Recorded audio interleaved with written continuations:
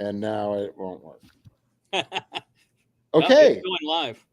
we are going live. Hi, everyone.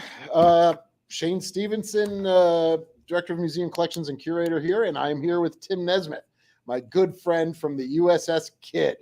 Hi, Tim. How are you? I'm doing good, Shane. It could be a little warmer down here, but I'm not going to complain because I know where you're at. What is the deal? We spoke on the phone a little bit earlier, and what is the temperature down in Baton Rouge? It is a balmy 26 degrees right now. 26. Wow. Okay, that is on the level of Buffalo. Buffalo is about 19 right now. Yeah, I was going to say you've got about 6 or 7 degrees on us. Yeah, right. There you go. Which is usually a much wider spread. Usually, absolutely, much wider. But thank you all for you guys. I'm sorry we're a little bit late. We wanted to do this right at 1300 or 1 p.m. Eastern Standard. And we just had some technical difficulties, as you can imagine, with what's going on here in Buffalo, and just making that connection and making sure it's as good as it can be for you guys. So glad you're understanding technology too. So. Yeah, absolutely. Us old guys, us old folks. So Tim and I had spoken a while ago about wanting to get the word out from the mouth of the staff of what in fact is going on with the USS Kidd, the Mississippi River. And so we had kind of charted a course a little bit to talk. And this is how I am. I'm just going to say hello to everybody. Do you see those comments too as well? Do you see any comments? Maybe it's changing your screen. Here we go. I've got it. Okay. Old guy technology. So, hey, Hoist the Jack. How are you? Eric, thanks for being here. Greg, Robert, how are you? Are all the hatches dog tight? Sir, yes, they are. So we spent Wednesday afternoon and Thursday, all day Thursday, and we even had the dogging wrenches to make sure they're as tight as we can get them. So, you can see behind me maybe a little bit. I might even move the camera because it's been fluctuating. I did do a live session in the morning, which has gotten some nice views, and hopefully you're getting some good information from that. But for this conversation, we are going to be talking and listening to what Tim has to say about the Kidd. And so, Tim, why don't you give us kind of an overview of what's been going on over the past maybe even a month and a half or so? Probably a couple months, 2.5 months or so. The press has been reporting apocalyptic low levels of the Mississippi River, and you and I had talked about this before. And the Mississippi River gets low like this every year. It just has been the duration, the length of time that it's been at this level that is really the unusual thing. But the river goes up and down here in Baton Rouge a grand total of an average of 40 feet every year between high and low water. And it's not related to tides. I know we get a lot of questions about, what kind of tide do you get? How often does it go and come? And we're 230 miles from the mouth of the river, from the Gulf of Mexico here in Baton Rouge. And that's due to the river snaking back and forth so much. I can actually drive to New Orleans in half the time or less than I can get to it by the river because of all the snaking. So if you go by the crow flies, but the river itself is... Yeah, much shorter. Yeah, that's where you get all the oxbow lakes, because the river cuts those old curves off, and then they get sealed off and they become lakes, and the river just keeps going on a new path. So gotcha. Okay. There's one right across the river from us, a place called False River, because it's no longer part of the river. Understood. False River. I like that. So yeah, the press has been reporting about all the low water. You can go see it, once in a lifetime event. It's not a once in a lifetime event. It's just longer than it usually has been. And how much longer would you say? For this low, I would say month and a half, usually longer than what it normally is. It just, it flows, it goes back and forth. So when I first got here in 95, it would go up and it would stay up, and then it would go down and it would stay down. But climate change has really affected the way the Mississippi operates now. You have snowfall at times of year that's longer or shorter or even multiple times, whereas it used to snow and be snowing up north, and then it melts and it comes down river, and then we have high water as a result of it. Actually, can you screen share me for a moment? Because I found a great graphic to demonstrate the watershed for the Mississippi. Oh boy, you know how old we are here. You did it once before. Let's see, news layout. Oh boy, screen layout. Oh boy. Picture in picture layout. Oh boy, shift F. Shift 7. I'm doing that. Oh boy, Tim. Let's see. Not be able to do it. Okay. I thought it would just pop up automatically if I hit, because they do give you different options. We can do like that, or we could do like that. Right. So I'm thinking, we could even do that. But as I go to screen layout, press Shift and 6. Shift and 6. I'm pressing Shift and 6, which is what it's asking me to do. And it's not working. If anyone knows how to use StreamYard, oh my God, I'm so sorry. That's okay. I'm looking at something here. Is it screen sharing? Let's see something. Well, let me try something. Can you see any of that? No, I just still see you. Yeah. See, so I have the ability to change it just by clicking on the little pictures down below. Okay. Like that. And then when it gets to other things, it no worries. So anyway, the watershed for the Mississippi River, if you imagine a map of the United States, everything between the Rocky Mountains on the west and the Appalachians on the east, and I realize I'm reversed, so just use your imagination, and everything south of the Great Lakes, all the Midwest Great Plains area drains from the center of the continent and comes right by Baton Rouge. So what affects our river levels here in Baton Rouge is everything: snow melt, rainfall, any sort of flooding that you have in the Ohio, the Missouri rivers, Tennessee, Arkansas rivers, all of those, and it all passes right by us. So that's really what affects our 40-foot difference each year in rise and fall. So Kidd's cradle was designed to accommodate that. She floats, then she sits down in the cradle and keeps her out of the mud. Yeah, very nice. So that's an important point. But logistically, do you have underneath our two pictures there, there's something that says like mute and stop cam and settings? Yes. If you click present, it will ask you about screen sharing. So I can't do it because it will share my screen. But if you are able to click it, it shows you like where do you want to share it and stuff. So that might help. And then we can just retell that story again, because it might be showing the tributaries or something like that. So, there you go. Okay. See. Can you see this? Hold on. Add to stream. Aha. We are cooking with grease here, because you're doing a little bit on your end. I'm doing a little bit on my end. So there we go. All right. So you can see I've got a bunch of thumbnails up. Yes. Yep. All the thumbnails. All right. So I'm going to take that down for a second. Whoa. I'm going to. Oh, God. Everybody, we've got 19 viewers. I'm so sorry. Sorry about this. This is crazy. But are we floating yet? So I'm going to. No, we are not floating yet. No. That was a question, I think, for us here. Oh, okay. Sorry. So as you're working on that, I'm going to kind of answer some questions here. Okay. So as of right now, the Buffalo River is about 9 feet. We did have a lull for about an hour after the live session I did this morning. And after about an hour, it came back up. So this is as high as it's been today, which is about 8 feet higher than it was this morning at 6:30 in the morning.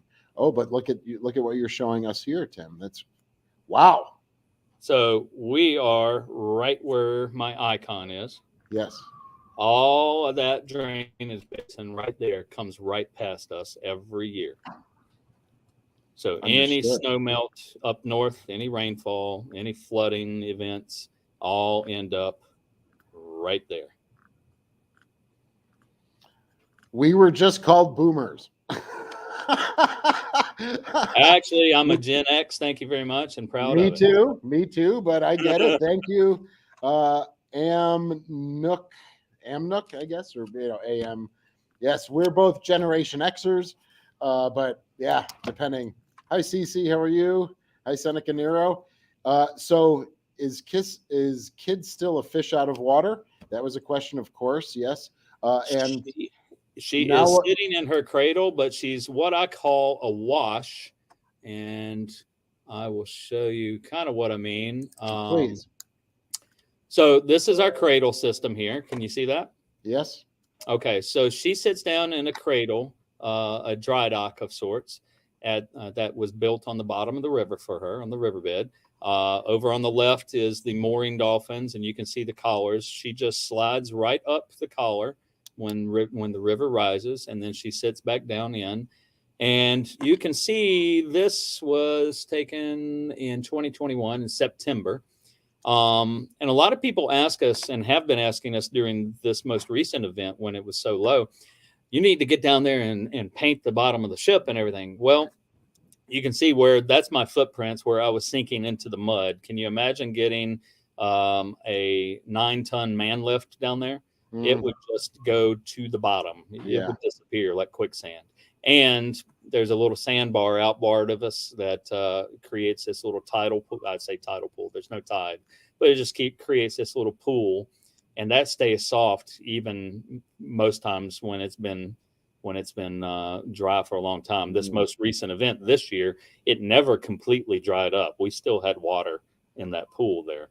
So getting down and painting the hull, blasting and painting the hull there really isn't an option for us because you can't stage enough matting to get heavy equipment or scaffolding there because the river is so unpredictable with the rise and fall, rainfall events up north and everything, that it could come up in very short notice, just a matter of days. In 1998, we did blast and paint. We had a long enough period. We blasted and painted her. All of this red that you see on her hull here is the red from that paint job, the outer layer. And what you see here where the strut begins is actually the primer underneath that. There's 2 layers of primer underneath the red. And the red has peeled away to reveal the second coat, the primer. Really, the hull is in really great shape. Most people look at it. I had one person on museum ships tell me, "Oh my God, she's rotting apart." And what they see is mostly the silt line up at the water line. Sure. You do back near the struts have a little bit of pocking, like you see right here on the top edge of the picture. But it's mostly confined to where those brass propellers are. Okay. Let's see. Can I rotate? Yeah. So you can see this is some of the stuff she sits on, the polypropylene pads. The pads are actually our problem for the hull because, as you're aware, Shane, in a real dry dock, let's say a floating dry dock like Texas is in at the moment, or that Orlick was in earlier this year, it's not concrete like this. They'll have a concrete section, and then they'll have wood cribbing underneath, and then right up at the top, right around this area, you'll have sandbags. And so you can take and puncture those sandbags and drain them out and actually have access to the hull. But the way our cradle is set up with the concrete going all the way up and the neoprene pads, you can't get to these spots. And so Kidd has not had these spots taken care of since she was put in the cradle in 82, 83. So they've been stationary. They've been stationary. Gotcha. On a real dry dock, like you go into dry dock, like Texas is in, when they get done with Texas, they're going to refloat her, and they will move her 3 or 4 feet back one way or the other, maybe even as small an area as 2 or 3 feet, and then set her back down. It's called fleeting. And what that essentially does is it lets you take care of the touch points that you didn't get to because the ship was sitting on those pads. Ours does not allow for fleeting, because a lot of people are like, just bring the shipyard to Baton Rouge. You don't have to raise money for dry docking and go somewhere else. And this is just a long view of her sitting in the cradle and the dry riverbed. Oh yeah. Panoramic shot. So what also you're saying is this is a normal process, 40 feet difference in any given year. Yes. But the water would have typically filled in by now. And that's the water is coming up around us. It's what I call a wash. So right now the water is just getting up high enough to cover these upper arms, the higher points the bilge of the keel. Yeah, okay. Mm-hmm. Got it. So it is, but it's not enough to take those couplings and kind of lift her. Is that no? You're not at that she's level not yet. afloat yet. Okay. She's probably got another 4 or 5 feet to go up before, maybe even more, to get her above the cradle, lifting off the cradle. Yeah. So John asks a question. Let's see if I can post it here. Show. Did I do that right? Oh, there you go. Look at that. Hey, us. Can you see that, Tim? Can they paint her by hanging over the side like they did to active ships? Well, the Navy has an exclusion to OSHA. OSHA doesn't tell the Navy what to do, but OSHA does tell us what to do. And hanging off on a bosun's chair is considered extremely bad by OSHA these days, because I've inquired. So no, we would have to scaffold her. We would not be able to hang off the sides like they did back in the day when she was in service. Unfortunately, I would love to do it, but. And let's see. I'm just so Seneca. Hopefully that answered your question. I'm just seeing if there's other questions going on right now. Hi Sam, how are you? Thanks for checking in. Sam is in. If I'm getting him right, that he's in Iowa, and I'm sure they've gotten smacked as well. So he has a lot of comments. Thank you. And he's a Lego builder, a ship builder with Legos, which is really cool. So you and I have talked about, and now I have a definitive answer.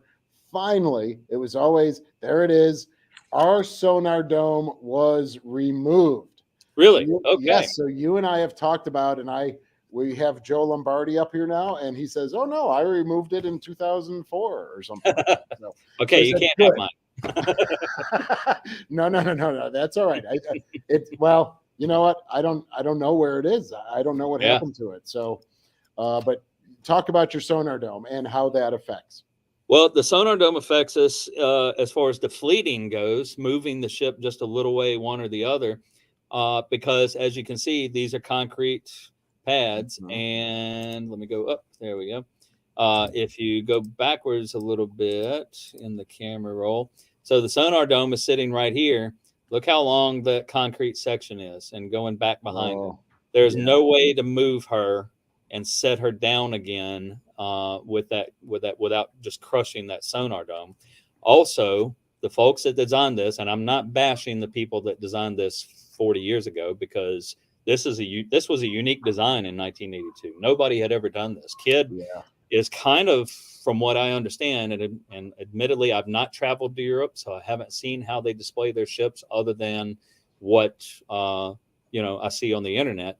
But Kidd kind of seems to be a hybrid in the way she's displayed between American ships, which are mostly afloat, and between European ships, which they seem to pull a lot of them out of the water. And we're kind of the hybrid. Yeah. But these docking collars, you have 4 connection points, 4 collars, 2 on the back and 2 on the front.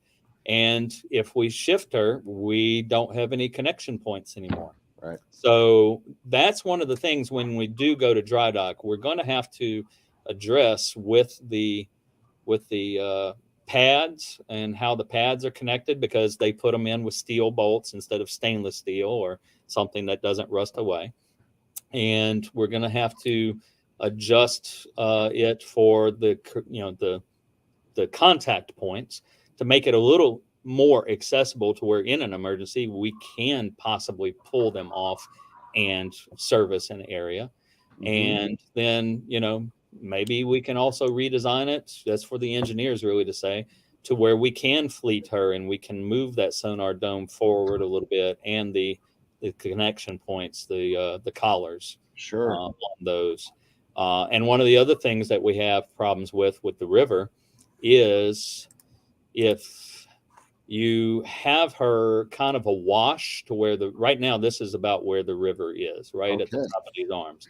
So if it gets a little bit higher to where she's beginning to get a little buoyancy, but not all the way up to the top of the water line, and there's all that silt I was referring to earlier, it just cakes on there. If it gets close enough to where she's slightly buoyant and a big tow comes by with barges, or even there's one little towboat that loves to, it's almost like they're trying to scrape paint with us. They get so close to us. But if they kick up a big wake, then the wake causes her to bounce up and down in the cradle. And that's not something she was ever designed for. She was designed to go up. She's designed to go down, just like Sullivan's when, they would take them into dry dock, but not up and down, up and down, up and down in rough water. And so that's a problem with those points that have not been serviced in 40 years. So it's beginning to make it thin. You can do it until you get cracks, and then you got a big problem. So yeah, that's one of the challenges that you guys have is just over since 1982 bouncing up and down in the same spot. Right. And we haven't bounced until, I'd say the last 10 years is where we're seeing to where the river really sits kind of in that not sweet spot, but unsweet spot, to where she's floating just above the cradle, or she's just about to float, and then she bounces. It seems like the river stays in that range more than the high or the completely low. Yes. And so that's something where climate change is hit. But back in 1982, the designers of this didn't know that, climate change was going to be a thing. Yeah. So there was no way. We do have a question. All right. Yeah. So I'll put that up there. There you go, from Sam. So people may say you can't keep a ship out of the water, but yeah. We'll get to. I put Sam up on the screen there. So the sonar dome is in the accurate spot. I would say yes. So that's yes. They have not removed the sonar dome. Yeah. Okay. Good. Thank you, Sam. Same with us if we would have had it, because we have a sonar room and it's way down at the keel, right? Correct. So you climb down in what is our first division berthing. It's the most forward berthing on the second platform. There's a little scuttle, and you climb down again, and then climb down again, and that is that sonar area with all the equipment. And so that would have been, even though some of the ships were modified and refit, they would have kept that sonar dome. And here's the one from Mike.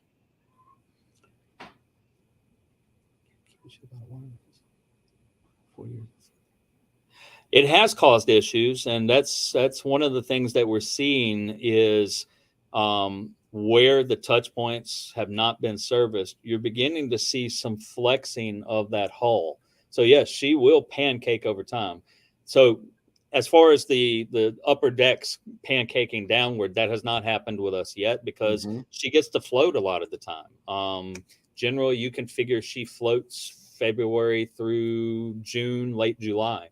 And then she'll be kind of in that, depending on what's going on with up north, she gets kind of in that area to where she's floating just above the cradle, or she's just sitting in the cradle, but awash. The water's still around her, helping support some of it, but not fully floating. So this is an experiment. Nobody's done anything like Kidd before, keeping her floating and dry docked. We'll report in another 40 years. So that's something I've always wanted to understand, and I would like the viewers to understand if possible too. So you're saying she's almost fully floating from, you said February to June? 5 to 6 months out of the year, yeah. She's fully floated. Other times she's awash, and then other times she's completely dry. Thank you. Yeah. So it almost, you might be able to break it down into 5 or 6 months of floating, 5 or 6 months of full dry, and then a month or two or whatever of a wash or something like that. Maybe that's interesting. thanks for saying that. Uh, hello, Pat. I'm sorry you had to take the pup to the vet. That's another comment we just got. Hope the pup is okay. Yes, we hope. Here's another one. Let's see. I just put that up there. Is that Epinage Sonar? Yeah, that kind of baffles me as well. Yeah, I'm not familiar with Epinage. If you can elaborate on that, I'll try to answer it. It's the old World War One, or not one, old World War II sonar. It's not the omnidirectional sonar. It sends the pulse in all directions. It sends it in one direction, then you rotate, sends another, rotate. Yeah. Okay. Gotcha. Yeah. Maybe that helps. Let's see. Where did that comment go? Okay. So, do you want to cover?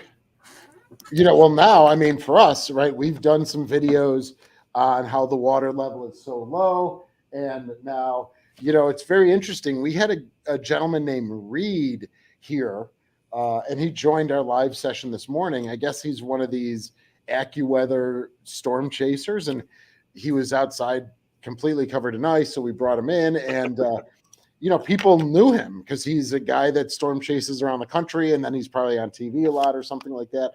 So, he was talking about the seiches that, we're having one right now. I wish, it's pretty white out there. Okay. So we got a white out, but we're getting whitecaps in the Buffalo River. So we go from, you have some extremes as well, as we were just mentioning, although they're settled extremes, right? I mean, the water level was as low as it could be yesterday, and now it's 8 feet higher. So yours is maybe more gradual, but that might be changing. And, so your contact points are becoming an issue. Certainly just the water pressure that we're seeing here, and just the rise and fall. Are we hitting the bottom of the river? Those are, which is what thought with the capsizing event is that we collided with the river when one of these seiches went out. So it's, I mean, there's 20 in outside there in the outer harbor where Lake Erie actually is, it's 20 to 25 foot waves, which is pretty high. And so we're getting some of that block, but I mean, you can come out and surf. Do you want to do surf too? No. Okay. I wanted to when I went to Hensa in Hawaii back in '97, and the friend who was supposed to teach me completely bailed on me. So I still don't know how to surf. Maybe if we go back to Hensa, Hawaii sometime soon, you and I can learn how to surf. Yeah, let's do it. That's awesome. I'm already halfway there, Yeah. Yeah, hang loose, bro. I love it. I'm glad you're able to laugh. Oh, it says Robert asked a question. Here you go. Yeah, they National Treasure, Edge of History, I think is the subtitle for it. Filmed on in the museum. They didn't go aboard ship, but they filmed in the museum back in March, and the show premiered week before last. We're in episode 2. We do not. Well, I'm not going to say that. According to the show, we have military security in our museum store, so don't try to shoplift. Military, but they had a lot of fun. We had a lot of fun with them. The film crew was really nice, really great, and we enjoy getting film crews, that respect the place, respect the history of the ship. Greyhound was just fabulous in that regard. Or just having true respect for the ship. One of our peers had warned me when we were talking to him at first. He said, beware of film crews, because his ship, they were going to come in and cut, wiring and just put in their wiring, because the original ship's wiring looked old and dusty and everything. And he's like, you can't cut the wiring on the ship. This is not for you to cut. Mm-hmm. And another friend in the fleet told me how film crew had the plastic explosive, the little CADs for making stuff look like they're exploding, and they had put it all over an original artifact, and he had to get the director going, that's not yours, this is the real thing, that's not the prop. And so I was very sensitive to that when they they came in, and man, I was just really pleasantly surprised.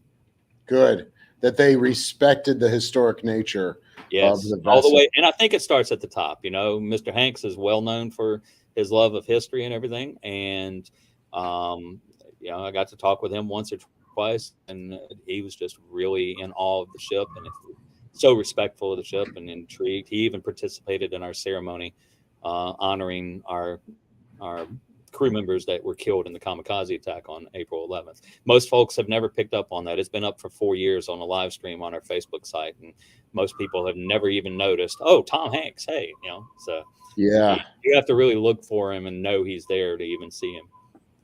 yeah, very nice. He's been a wonderful advocate, Yes. For museum ships and just the military in general. Certainly the World War II museum, he was instrumental in that. Yeah, and it's important. It's nice to have someone of that stature be able to keep the story focused on what it should be, the ships and the crew that were aboard, and the hell that everyone had to go through Absolutely. to defeat the Axis powers, and the tyranny that they imposed on all of these innocent people is astounding. Yeah. I see a question from Mike Kent about Yes. possibly we could redo the cradle when we go to dry dock, and that's kind of the plan. As far as doing it so we can get lifts and scaffolding under during the dry season, that would be great. There's a lot of overlapping governmental authority on the land that we sit on between the city and the state and us, and most importantly, the Corps of Engineers. So all of that has to be vetted and approved. There's a pipeline between us and the levee, and anything that happens anywhere close to the levees in Louisiana has to go through the levee board and coastal reclamation. If I see a leak in a water line in a levee, I have to make a request and everything, and I'll make the same request every time because I've had to fix it multiple times in different locations, but it still takes 6 months approval process to even get it. I'm like, the levee could have breached by then, guys. Come on. But Understood. Yeah, ideally, one of the things I had suggested, and it's something that we'll suggest and let the engineers look at, is putting kind of a breakwater on the outside, the port side, river side of the ship, so that up to the point where she floats free of the cradle, completely free of the cradle without impacting. And maybe that would stop the waves that bounce her, but that's just a theory, and you got to let people smarter than me, run the numbers on it and see if it would work. Yeah, no, that we're seeing some conversations with Joe Lombardi about what are our options here. I would think if you'd want to get the scaffolding, you'd have to take that mud area that you were showing in that picture with your footprints, and like maybe concrete that or something. And that was another suggestion. Yeah, that way you don't have the pool sitting there anymore. Yeah. You may have buildup of mud, but that can always be washed off and everything. Yeah. The other thing, let me see if I can share again. Sure. Present. Absolutely. The other thing that makes it difficult for here we go. The other thing that makes it difficult for bringing equipment down onto the riverbed is this huge drop off right here. They have piled stone to keep erosion from happening and eroding back toward the levee and basically undercutting the levee. So that's a consideration. Let me see if I can find a better picture for you. But all that stone piled up, that's a significant drop off for getting man lifts down it. Sure. I see what you're saying. Yeah. So that's an impediment. So that's something, that would have to be figured out by the Corps and by, any engineers that are working for us. But yeah, that would be great. This is high water, and you can see part of the undercarriage of our gangway goes under. So we have to watch out for logs, right? You probably have some logs and debris. Yeah, we have to keep the logs off of it, otherwise it'll just rip the gangway right off. Yeah. You can see those mooring dolphins that were so huge when she's dry. She's about 6 or 7 foot away right there from topping out. And we get that question a lot. What happens if she tops out on the collars? And the answer is absolutely nothing, because by that point in time, when she tops out, the river is already about 2 feet over the top of the levee on either side of the river, and she'll be about the only dry thing around at that point. So the levees actually then drain out some of the water. So even if it gets to as top as it can, it will just wash over the sides, and it will no, not. You don't want the levee being washed over. In fact, they will open when it gets. Let me go backwards here. That may be what I'm wondering. This is 5 steps from the top of the levee, and this was in 2018. The highest it will get is the 3rd step from the top of the levee, which is here in 2011. And they put some tiger dams up here just to give them an extra foot or so. But yeah, they are after New Orleans, they are very, very concerned about making sure the levees don't top over. And so north of us, you have the Morganza spillway, which they will open up and divert floodwaters, some of the flow from the Mississippi north of us, into the Atchafalaya spillway to the west of us. And that flows down the Atchafalaya River, which feeds through a largely swampy area and into the Gulf. And the Mississippi wants to change direction and go into the Atchafalaya naturally, but this structure is actually holding it back and keeping it from changing course. Gotcha. And then this is I think this is also, yes, this is I thought it might be the Bonnie Carey, but this is the Bonnie Carey spillway south of us, right as you get to New Orleans, because New Orleans is actually below sea level and below the water, the high water from the Mississippi. So when it gets high, like it does, like you've seen in these previous pictures, the first thing that opens is the Bonnie Carey to make sure New Orleans doesn't go underwater, and this diverts into Lake Pontchartrain. Understood. Yeah, that's what I meant. The diversion, diverting it. So your level, right where the USS Kidd is, would get to a certain level, but then hopefully and typically no more than that. Right. Right. So when you're walking, a picture of extremely low water. This is about like it was this fall.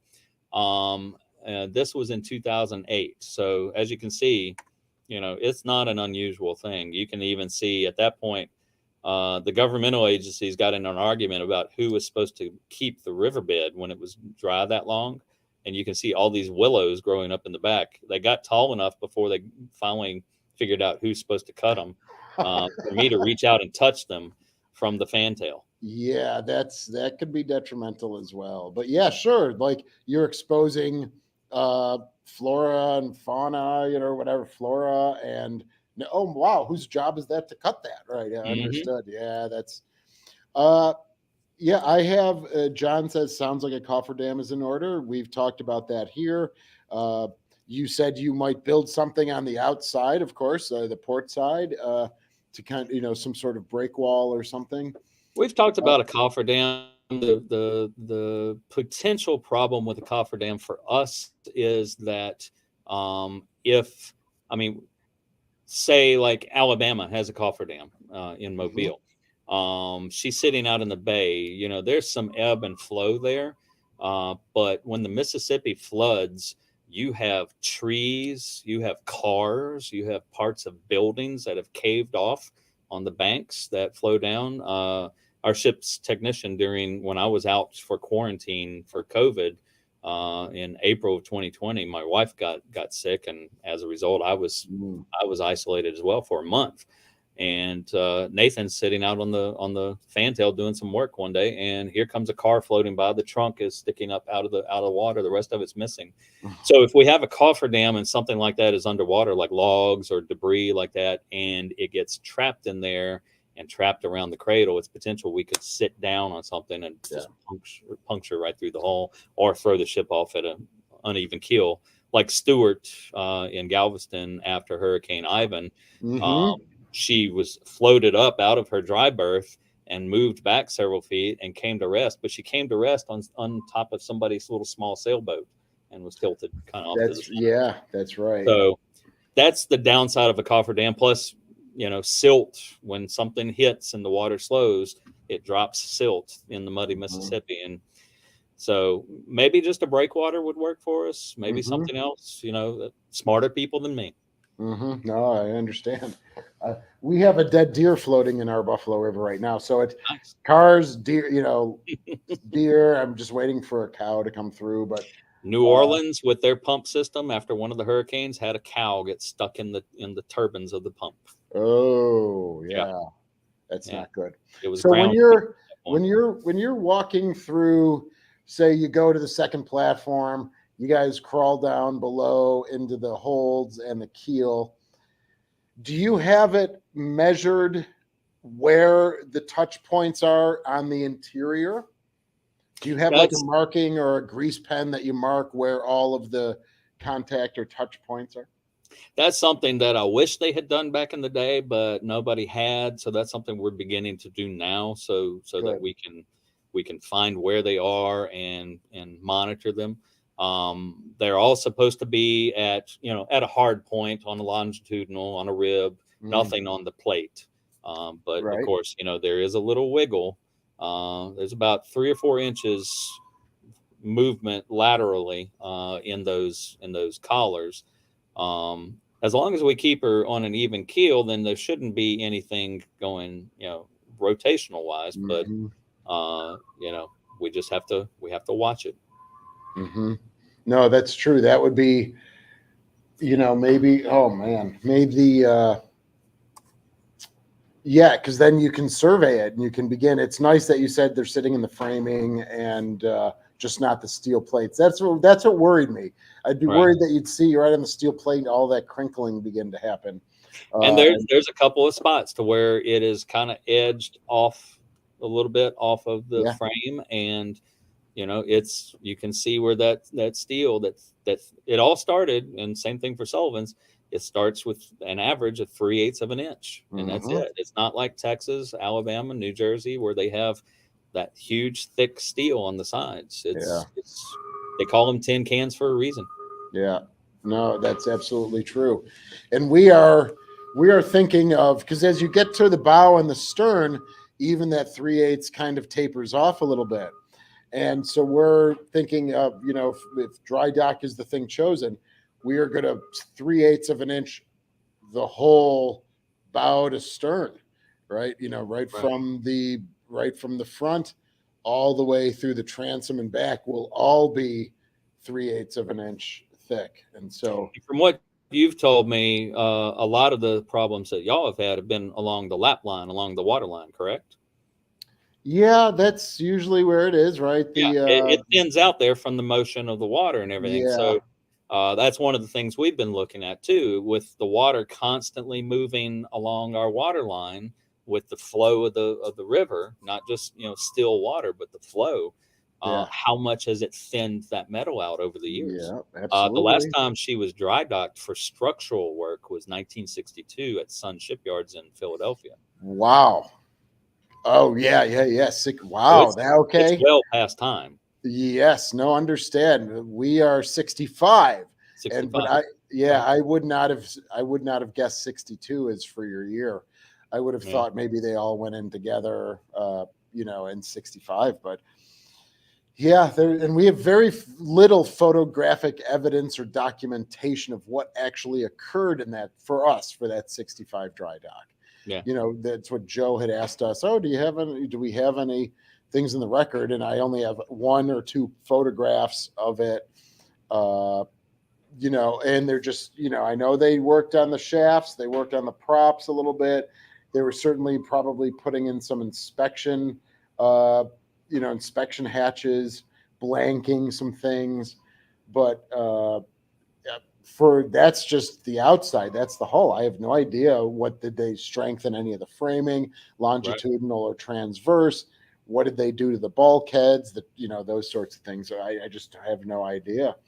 The only reason I know about that dry docking is 2 sources. One of our officers mentioned it in an oral history, for when they were looking at possibly going down to Cuba for the missile crisis. They were fresh out of dry dock at Sun. And you know this guy, Ed Zakowski, guru, destroyer restoration guy, volunteer. He's just fabulous. He helped everybody. If you go to navsource.org and pull Kidd up in their photo library, he's donated a ton of photographs to them that shows Kidd in the dry dock in the 60s. And that's how I know about it. Isn't that right? Right. So there's nothing in your records either that talks about the work orders or, you know, what was accomplished or the project list or anything. So if there is, I just haven't run across it yet. We haven't run across it yet. Of those things, you know? Oh, yeah. Yeah. One of the things that I'm working on now with an intern is we have thousands of engineering records, you know, in the engineering space on the main deck, just forward of the head on the main crew head on the deck house there. There's an engineering office, and we have about 3,000 plans, blueprints in there. And, you know, with the Little Rock, I mean, it's just quadrupled. So I want to try and get those organized and at least get some system to them. Interns are awesome. I love them. And they are. We've been doing that the past couple of years of interns coming from Southeast Louisiana University and LSU, and them coming in and helping basically say, here's what you have. These drawers over here, that's what this is. Yeah, because that's instrumental. And again, if you don't, as an archivist like I am, right, this is, if you don't have a knowledge of what's in there, if you don't have intellectual or physical control over the collections, it's like they're not even there, right? Because you can't answer that question when you have thousands and thousands, 5,000, 6,000 records all sitting in their original folders with an index number, but we have no idea what the key is to that index, you know? So, and getting them digital too. That would be great. Yeah. That's because, you know, with everything that went on with the Sullivans, thankfully that space on the main deck didn't have water incursion, but if it did, there you go. All those records are gone. Oh, a lot of questions are coming in. Things. Yes, if you're hearing howling, that's the wind here. We're at about 50, 55 miles an hour. We're having whitecaps. It looks like Miami out here in terms of the water rushing along a beach. How about that? Not as warm, and you don't have the pretty girls on the beach. Yeah, you got it. There's not much to look at out there. Okay, I think John, here's a question from John. So I think they're using a synthetic to replace the steel. I do not know that. Do you know that? Has Travis talked about that at the Texas, or? All I know about the torpedo blisters, I've been monitoring their Facebook page just like everybody else. I know they're downsizing the torpedo blisters, so basically it'll go just a little bit below the water line, and then they're chopping them off, because that pretty much was the root of a lot of the problem in that area. Was the torpedo blisters leaked and then would hold water against the hull. As for what materials they're using, I have no idea. The synthetic, I don't know if you're referring to Splash Zone, but if it's Splash Zone is really a temp fix. It's not going to be something that will forever replace the steel. It's a Band-Aid basically. So I think Splash Zone basically to keep the water out and then get the repair made. Yeah, I think they're doing maybe about a 70% steel replacement there. But yeah, even if I'm not mistaken, it was a long time ago. They did a really nice presentation in Hinza this year. And they were saying they kind of went through their history of becoming a museum ship. And when I think it was 1949 when she was given to the state of Texas, I think it was 49. 49 or 48, somewhere in there. Yeah, somewhere there. There was already 10 feet of water in those torpedo blisters, and the people at the time did nothing about it.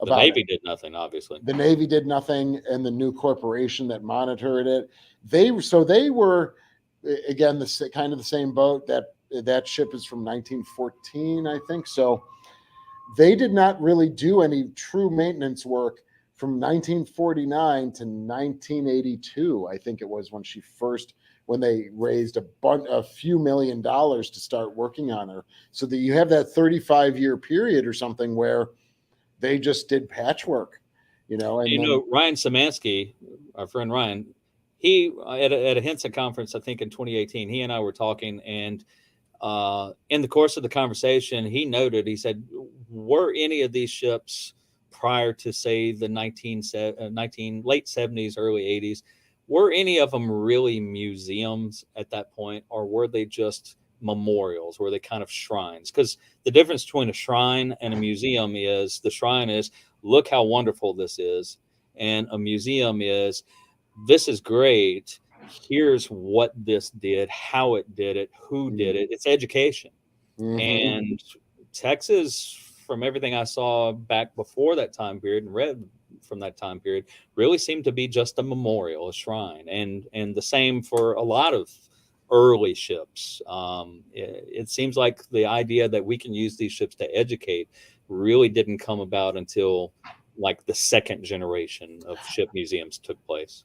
Oh yeah, that I didn't know that. I'm not saying that as a concrete absolute, right? Just the appearance, looking back at the records and the old articles written about them. I can see, like it's get a ship, memorialize it, and just kind of leave it, right? And then it takes a second life. It develops a second life at some point, and we kind of talked about that here. When at some point, every person who served aboard our 3 vessels will have passed away. Yes. So you're not going to have that living history anymore. And we get oral histories and things, but you're not going to have someone who experienced it. And so that almost changes the story of the ship for people that have not served aboard, as opposed to when you have people who are still living. Yeah, right. It's an interesting thought. I see Mike Kent has responded that the blisters are being rebuilt in steel. So there's our answer. Okay, only the bottoms will be changed to make maintenance easier. Okay, okay, yeah. So they'll have like inspection hatches or something, so they can crawl in or whatever. Interesting. Yeah, and we were just talking about another question about the USS Massachusetts. Paul, our president and CEO, has been in contact with Megan, who's the executive director at Battleship Cove, and she had said even this morning, their dock is completely awash and they could not get to any of their ships.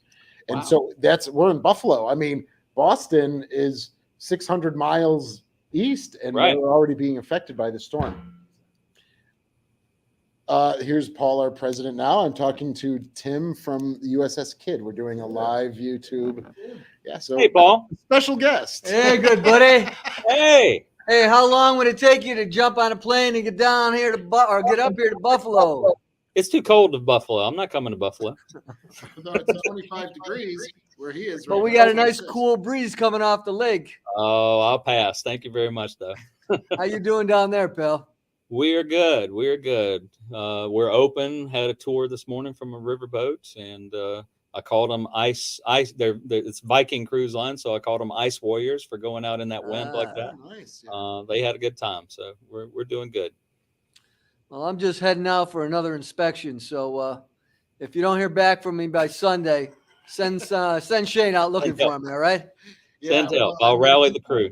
I'm gonna keep an eye on him out here. Merry Christmas. Merry Christmas, Paul. Thanks, everyone. Thanks, Paul. Be safe out there. Yeah, so Paul is here. He's we're kind of have this operations center going on right here, but I'm going to be shoving off because I do not live that far, but it is getting to the point where my little Volkswagen Jetta, I'm getting worried about it, even if I live only a mile away or so. But so I'll be heading out home. Paul will still be here. He has some family with him, and we've been doing every hour or so walking the promenade. But it's I don't know if you guys can see that, but there you go. That's a good shot of her stern. Yeah, both of them. And what we also did this time around, again, we had that for our YouTube fans, we had that Navy vessel versus high wind video from December of last year. We now have a camera placed here for all weekend that's recording all 72 or 96 hours, whatever it is. And then we will be parsing that out and releasing that on our YouTube channel as well. So I'd like to give you, I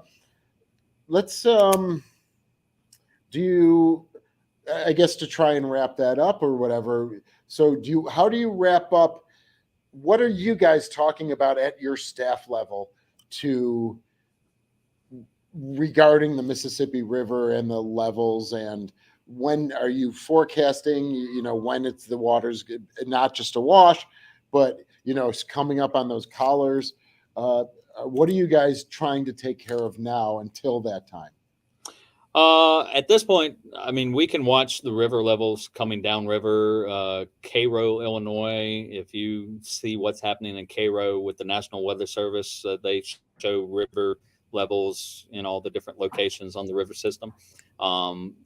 Then Cairo, I want to say, depending on the time of year and how high everything is, you can figure about a week later, you're going to see what's happening in Cairo down here. And of course, you got to factor in the river's narrower up there. So as it gets wider, the height levels, it spreads out. So we watch the river in that regard. Our efforts right now are really focused on just getting the money raised, getting the allies in place, the technical expertise and everything to get her to dry dock as quickly as possible. We had put in last year a capital outlay request with the state to see if the state could send some money our way, which they have committed to a little bit right now, and we're trying to get them to commit to a lot more. So any Louisiana viewers, call your local state senators and state congressmen and state representatives rather, and tell them, hey, send some money to the kid. Get your congressional delegation at the federal level involved as well, and donate. So you can go to our website and donate for the whole fund and help us get there a little faster. And in that note, not just for Kidd, but for all of us, for Sullivan's, for Texas, everybody that's out there, I'd like to put my museum hat on, take Kidd hat off and put museum hat on for a second. I've been for the past 6 years on the State Museum Association board, not state government, but just, museums in Louisiana, private, public, everybody. And Louisiana Association Museums is called. And one thing that I've learned, and Shane, I think you were in Bremerton when we were up there for a HINSA conference in 2018. One thing I learned from the American Alliance of Museums is just how impactful museums are to their local communities. And we've said it for years. If the community doesn't support the museum dies. So Kidd is Baton Rouge's museum. It's Louisiana's museum. It's everybody's museum. Same thing for Sullivan's, for Buffalo and Erie County and all of New York and beyond. Museums, whether they're ship museums, military museums, children's museums, science museums, natural history museums, historic landmarks, parks, that sort of thing, national parks.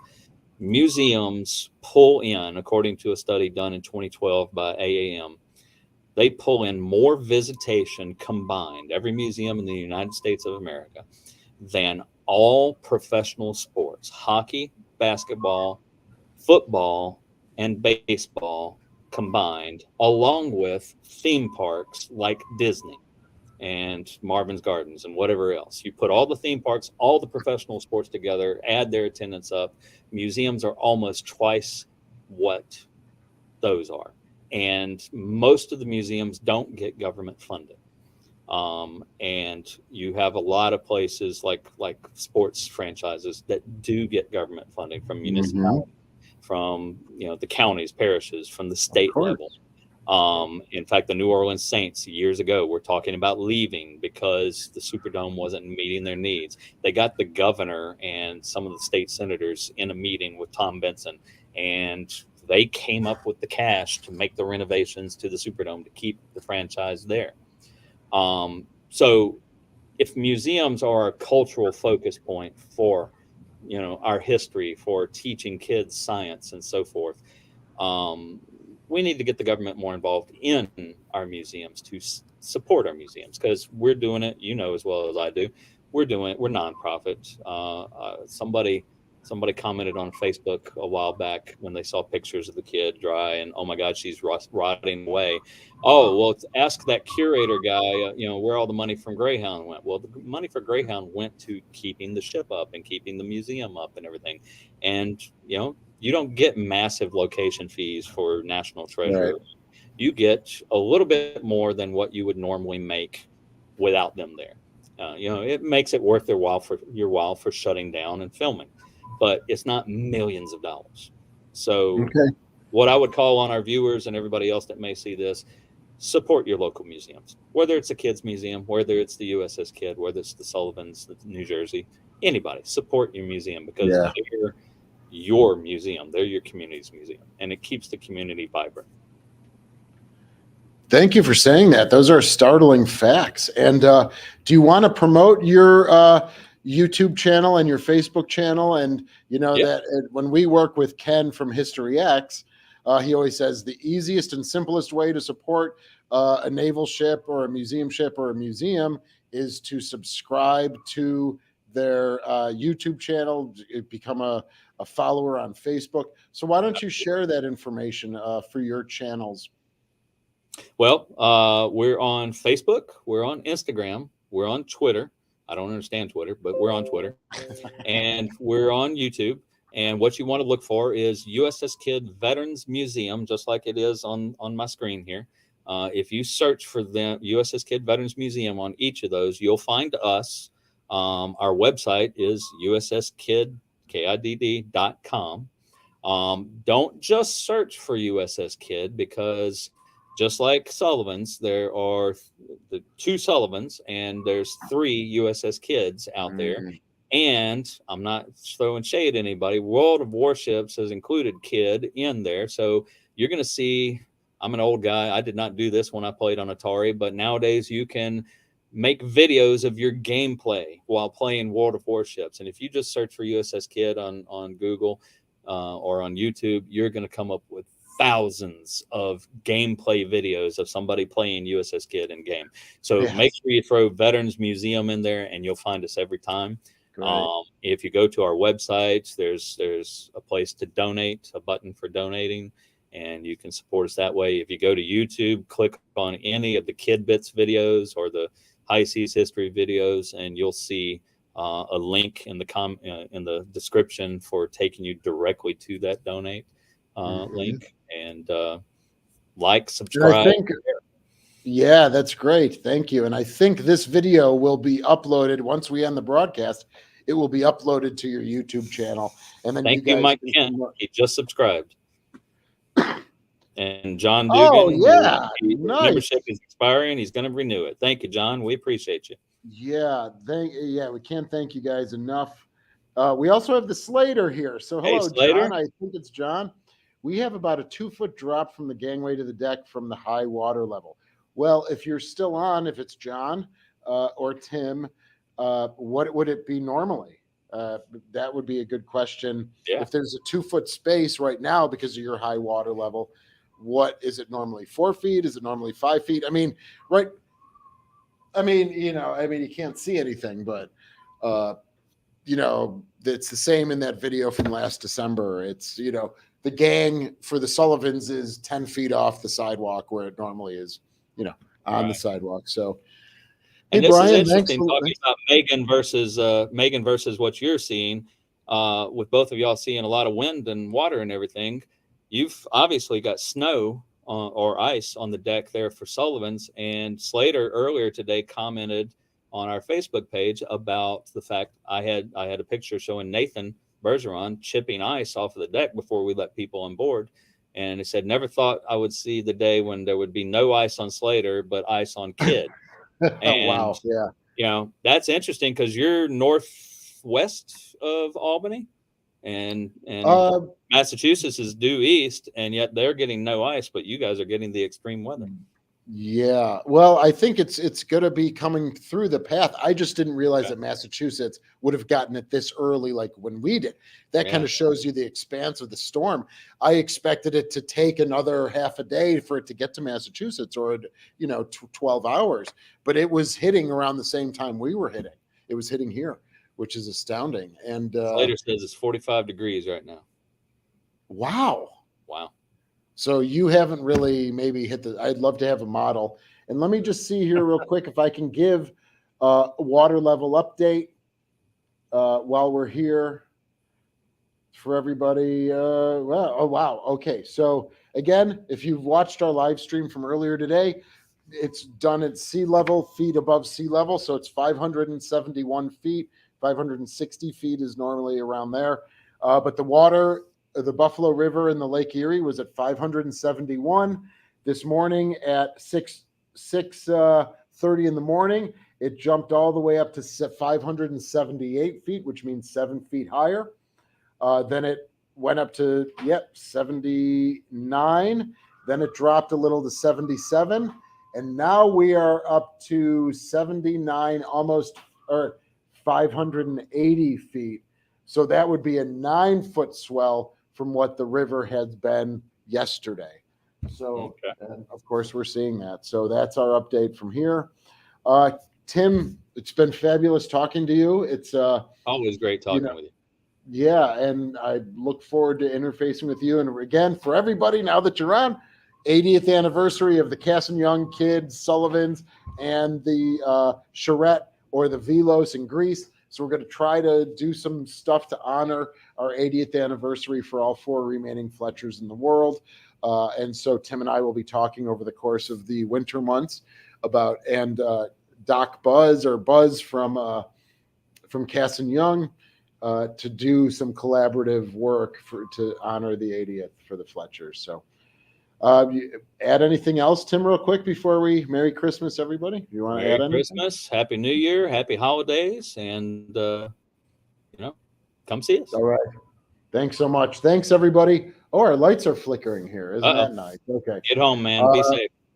Thank you. Thanks, everybody. Thanks for joining again, and thanks for your interest and your support.